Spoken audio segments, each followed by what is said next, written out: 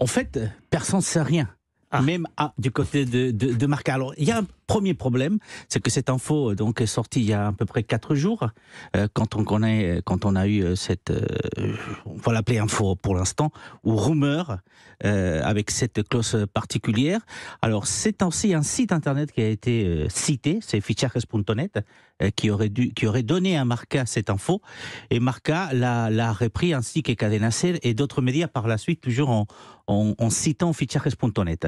Alors, le problème, c'est que il y a des confrères avec qui j'ai parlé cet après-midi du côté de Radio Nacional d'Espagne ou encore du côté d'Eurosport Espagne qui m'assuraient que l'une des personnes les plus proches de Ronaldo en Espagne, qui est aussi un journaliste, Edu Aguirre, qui est l'un des collaborateurs del Chiringuito, par exemple, hier soir, pas plus tard qu'hier soir, n'a pas du tout évoqué cette histoire des clauses secrètes qui seraient dans le contrat. Il a évoqué effectivement qu'il y avait des propositions pour d'autres clubs en Espagne et en Europe, mais jamais il n'a voulu parler de cette clause secrète. Alors, le démenti qui est arrivé aujourd'hui du côté de Newcastle laisserait effectivement penser qu'encore une fois, cette rumeur convertie en info ne reste qu'une rumeur.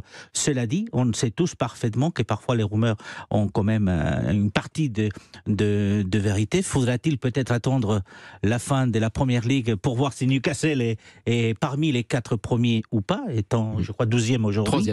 Troisième aujourd'hui derrière City et Arsenal. Donc, mais c'est vrai que du côté espagnol, aujourd'hui, on commence à mettre de la distance avec l'info qui a été avancée par Marca et fichajes.net.